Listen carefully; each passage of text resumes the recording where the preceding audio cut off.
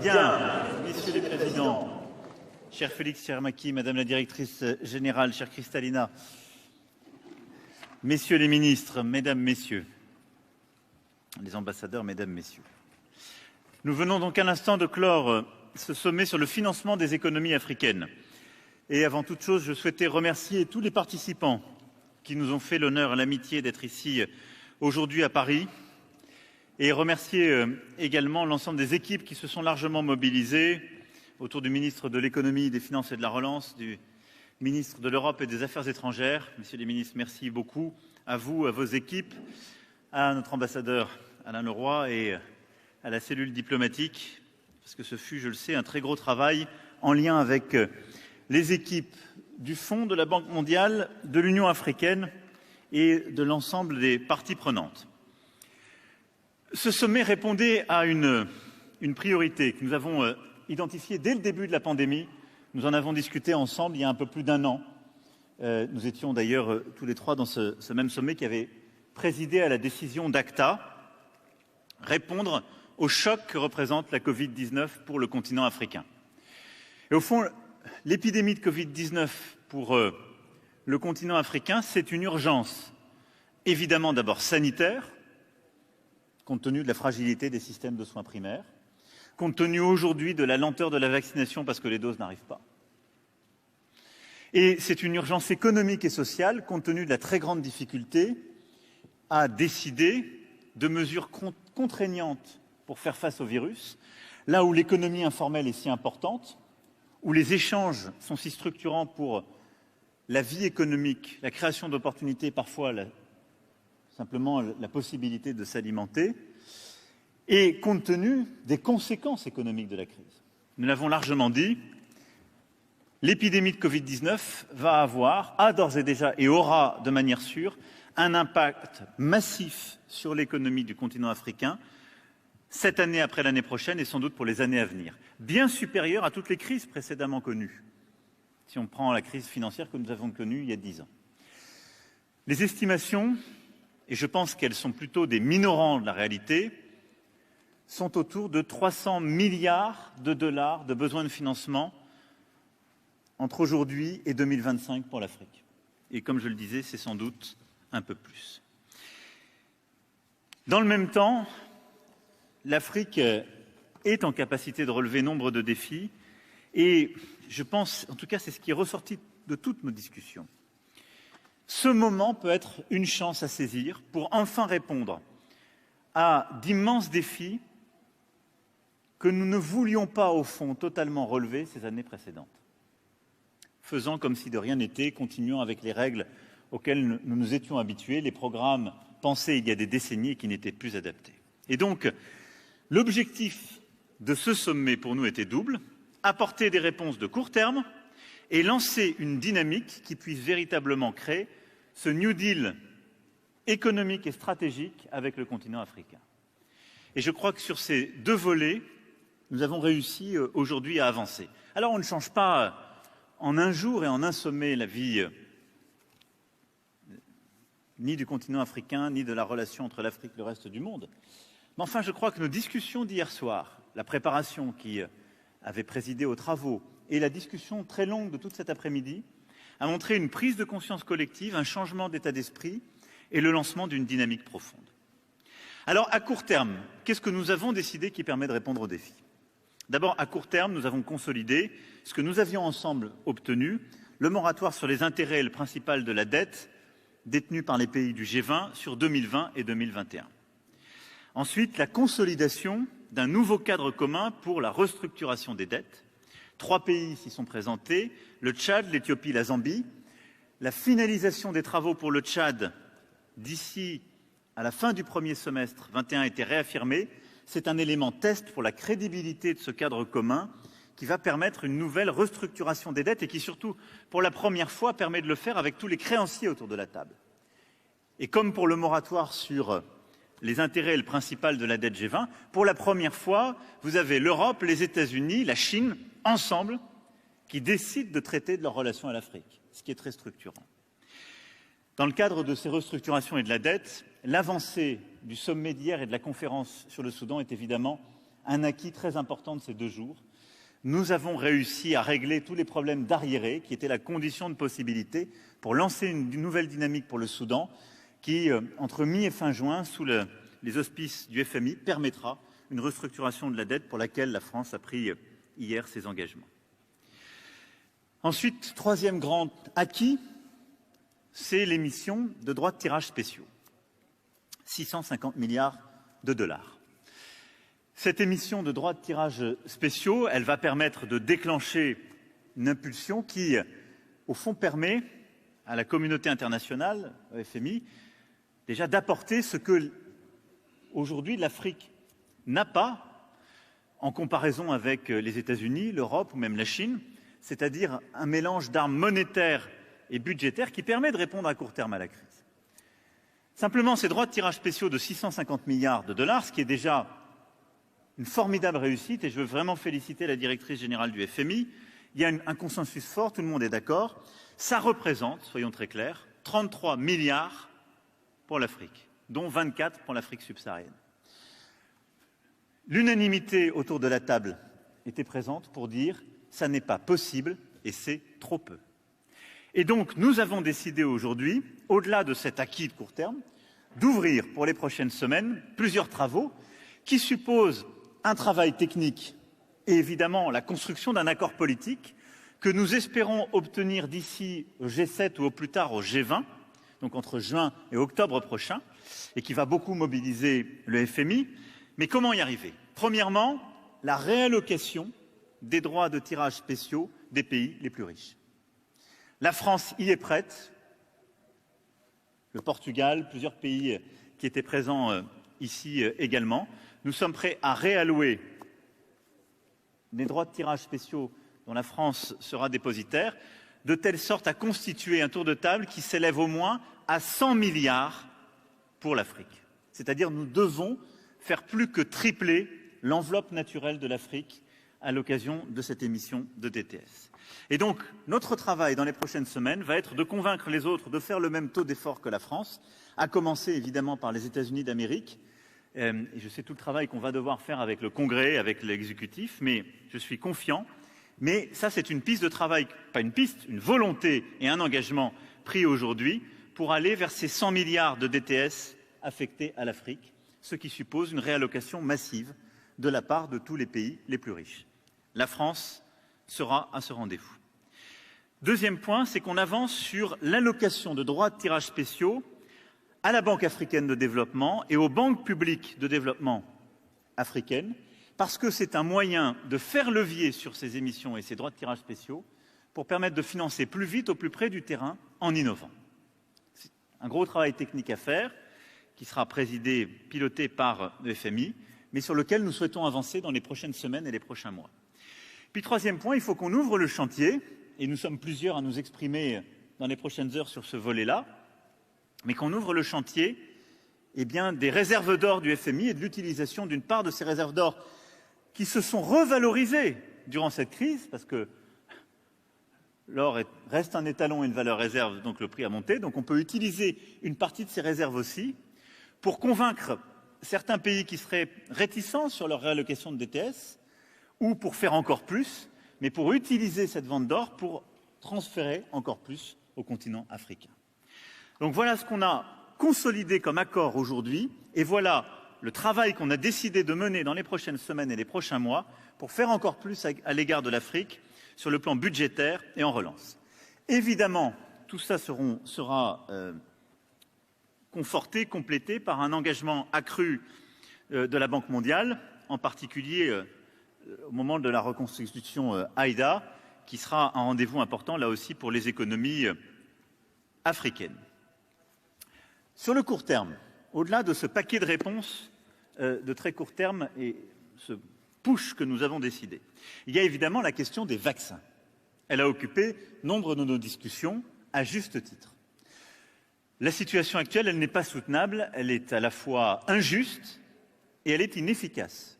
Parce que si nous restons tels que nous sommes, au fond, nous condamnons l'Afrique à ne pas se protéger, des variants à réapparaître sur le sol africain, frapper les Africains eux-mêmes, et ensuite à nous condamner perpétuellement à courir après ce virus. Nous avons d'ores et déjà mobilisé, vous le savez depuis un an, dans le cadre d'ACTA, le véhicule dit COVAX. Ce véhicule a permis de transférer déjà des doses et 50 millions de doses sont déjà transférées au travers de la plateforme COVAX, la France s'étant largement mobilisée pour ce volet, et des financements sont déjà mobilisés à hauteur de 22 milliards. Néanmoins, tout ça n'est pas suffisant. Je vous le rappelle, l'objectif de COVAX, c'était de vacciner 20% des Africains. L'Union africaine a décidé de compléter COVAX avec un mécanisme dit AVAT pour passer à 30%.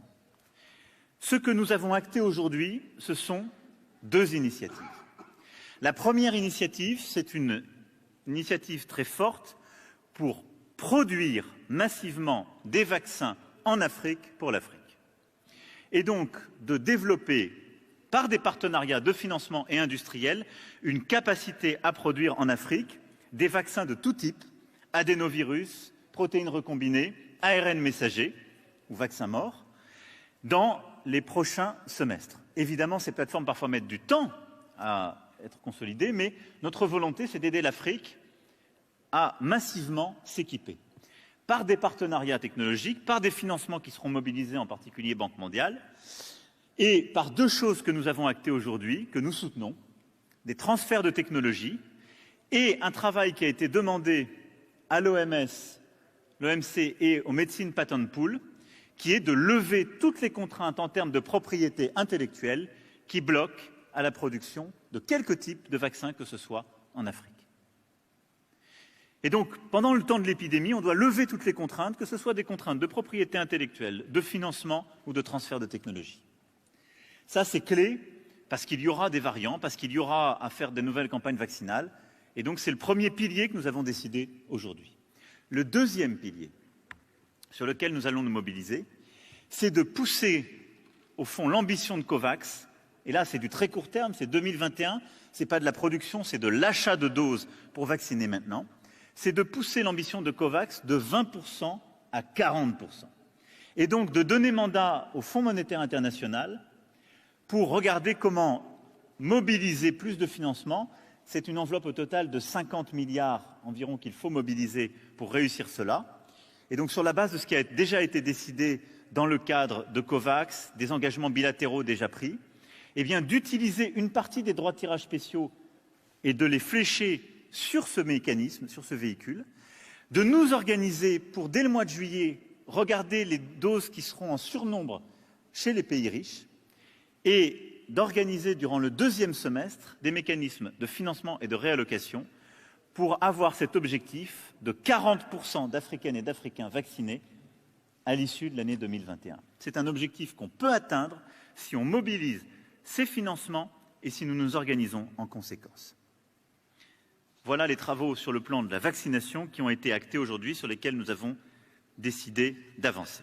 Et puis enfin, plus largement, nous voulons, sur la base de ces premiers éléments, comme vous le voyez déjà très fort, construire dans la durée ce New Deal économique avec le continent africain.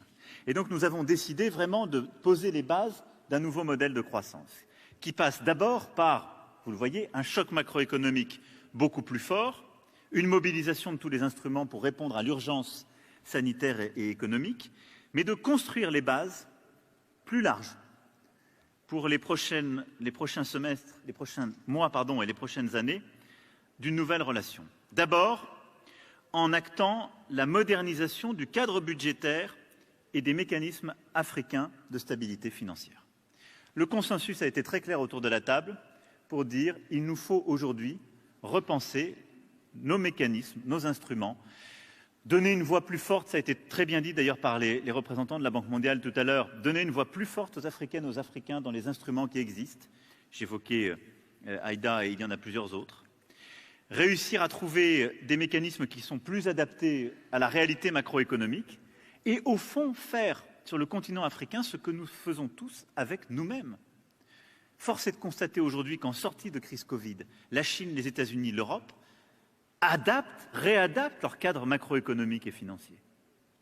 Et donc oui, il nous faut apporter une réponse économique et financière, premièrement, qui prenne compte des dépenses de sécurité portées par nombre de pays africains.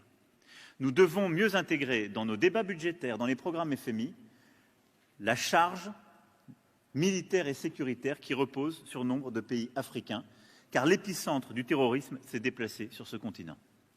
Deuxième point, nous devons mieux prendre en compte la réalité démographique et les difficultés économiques et financières en sortie de Covid.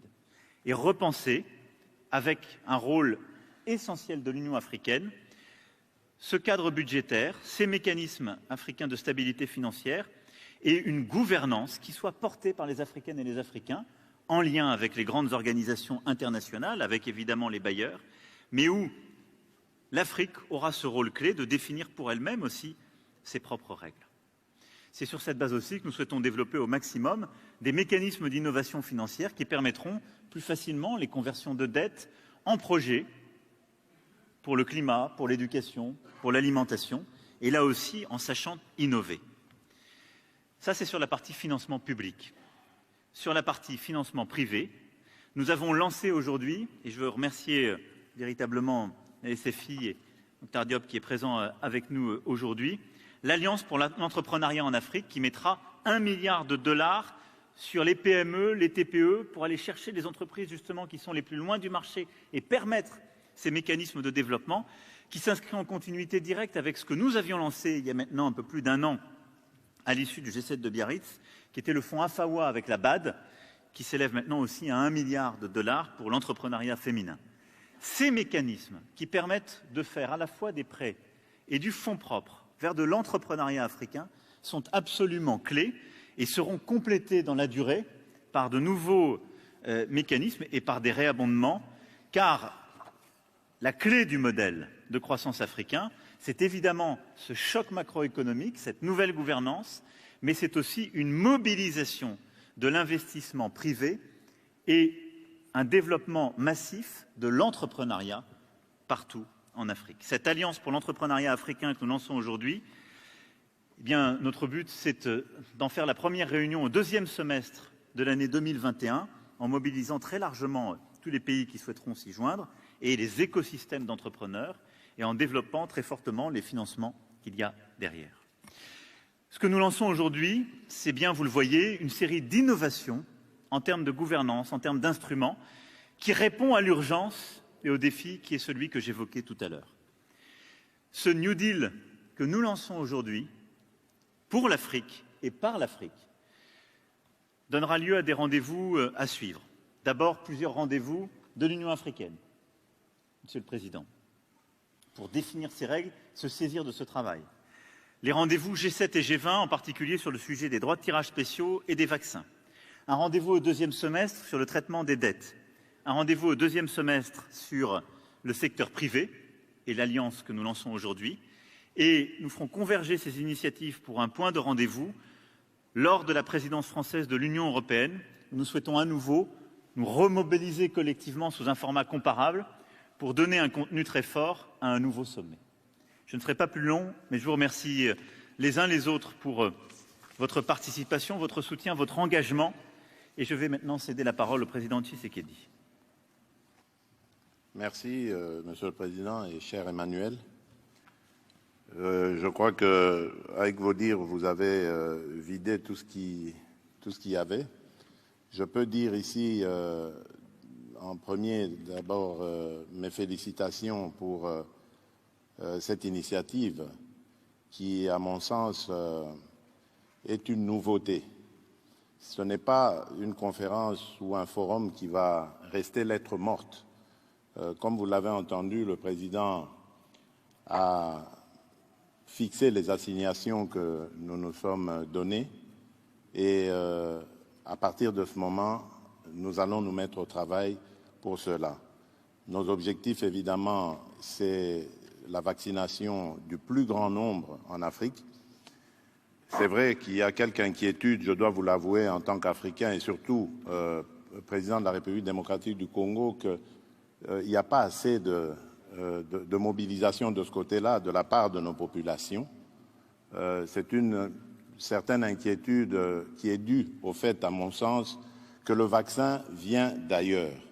Voilà pourquoi il est nécessaire de viser la production de vaccins en Afrique. Je crois que ça aura un impact assez important sur l'attitude des populations. Et évidemment, les retombées économiques aussi qui s'en suivront. Et pour cela, nous avons aussi évoqué l'accès aux droits de propriété intellectuelle. Il faudrait, ça aussi, c'était une de nos assignations, il faut qu'on l'obtienne afin que l'on puisse obtenir le droit de fabriquer les vaccins en Afrique. Au niveau économique, nous nous sommes dit qu'il fallait absolument relancer l'économie africaine, d'abord et avant tout en obtenant la prolongation du moratoire qui s'arrêtait en juin 2021, donc c'est acquis jusqu'à la fin de l'année, mais notre préférence serait, je l'ai dit dans mon allocution, d'aller peut-être jusqu'à fin 2022, l'ISSD donc. Nous avons également parlé de l'annulation de la restructuration de la dette.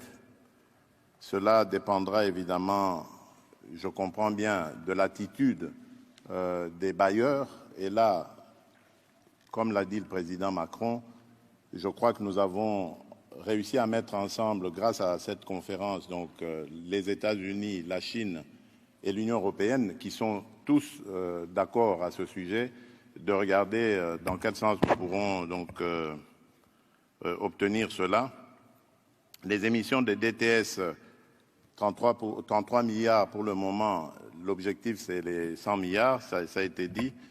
L'accès des pays africains au marché financier classique, ça aussi nous le demandons, nous le revendiquons grâce à des rehaussements de crédit. Nous voulons aussi, comme tous les autres pays, accéder à ces marchés. Enfin, de notre côté africain, nous aurons besoin de fournir des efforts aussi parce que, disons-le clairement, s'il y a ce traitement particulier réservé à l'Afrique, c'est parce qu'en Afrique aussi, nous émettons des signaux qui ne rassurent pas les bailleurs de fonds ou les investisseurs. Nous avons besoin d'améliorer la bonne gouvernance. Nous devons fournir beaucoup d'efforts dans les réformes. Nous devons absolument lutter contre les antivaleurs telles que la corruption, le blanchiment d'argent. Nous devons avoir des systèmes économiques transparents, des systèmes financiers transparents qui rassurent les investisseurs. Nous devons également prendre suffisamment en charge notre jeunesse. Et ici encore, à mon tour, à la suite du président Macron, je salue cette initiative de la SFI sur l'alliance de l'entrepreneuriat.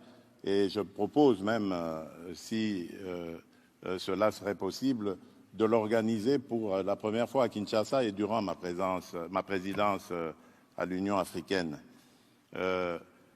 Cela nous aidera à promouvoir évidemment ces emplois, ces PME jeunes et emplois jeunes aussi par la même occasion.